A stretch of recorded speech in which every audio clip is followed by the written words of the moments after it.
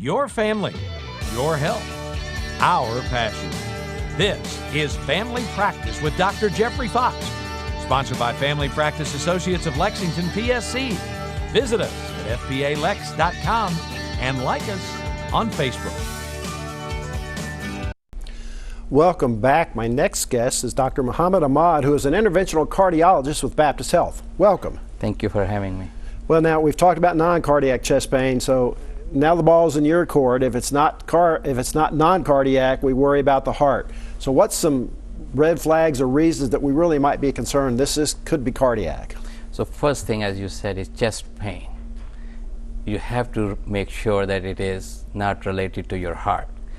And we always hear that severe chest pain not going away in next few minutes, giving you shortness of breath, giving you dizziness, going into your jaws, going into your shoulders. But if you go to broad term, any pain which you are having almost in your chest cavity going up all the way to the shoulders and the jaw, it should give you a red flag, especially if you are having risk factors which we call high blood pressure, diabetes, high cholesterol, smoking, and if you had a family history of sudden cardiac deaths, or you have a family history of heart disease, you should be on your toes and you should seek immediate medical attention. Now, you mentioned there sudden cardiac death, because sometimes that occurs and you don't even have chest pain. And recently we've all heard it in the news, the football player and the good result.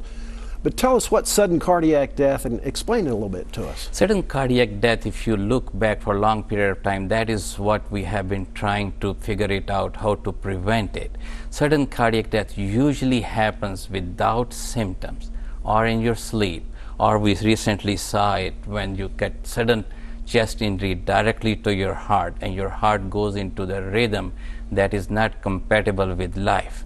But if you look at the background of the people who usually have sudden cardiac death, the risk factors, if they have high cholesterol, if they have high blood pressure, if they have sleep apnea, which is a new one, which people are having sudden cardiac death during sleep between midnight to 6 a.m., or they have a family history of sudden cardiac death, or they have a valvular disease. When we say the heart disease, usually we are focused more on coronary arteries, but typically if you see it, it is high blood pressure, it is rhythm problem, it is valve problem, it is muscle problem.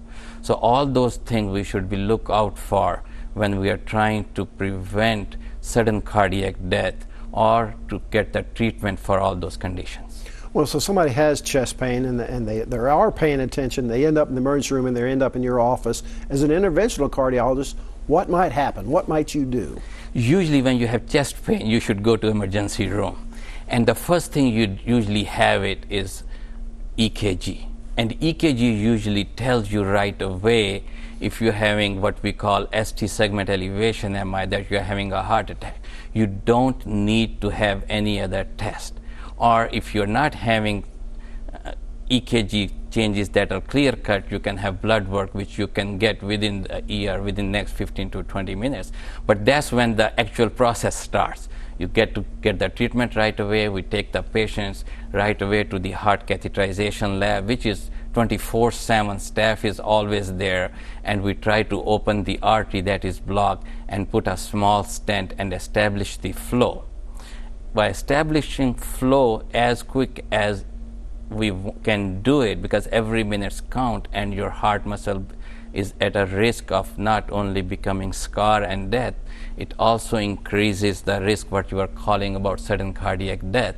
So the quicker you open the flow to the artery, the quicker you get the stent put in, the more you save patient from the damage to the heart and in future from the risk of heart failure and rhythm problem.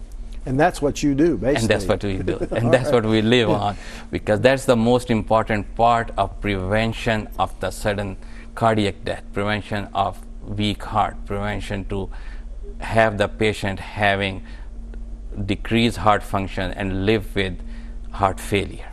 Now, real quickly, you also mentioned prevention. So that means control your blood pressure, cholesterol, all those risk factors. Yes, easy thing to remember if you go with the blood pressure. Blood pressure is the most common cause of heart disease, heart failure, atrial fibrillation. So if you go with the numbers you cannot remember, by 50 years age, almost 50% will have high blood pressure. By 60, 60%. By 70, 70%. That's a good normal number to remember. Same thing, high cholesterol by 50%. By 50 to 60 years of age, 50% will have it. By 70%, 70% will have it. By 80, 80% will have it. And it's a simple test. Get your cholesterol checked. Get your blood pressure checked. Now we have another tool. If you have an increased risk of sudden death or you have multiple risk factors, get your calcium scoring, which gives you a very good predictive of your life and the cardiac events in future. Simple test can save you a lot in future. We appreciate you coming in. Thank you for all the great information. Thank you for having me. All right. We'll be right back.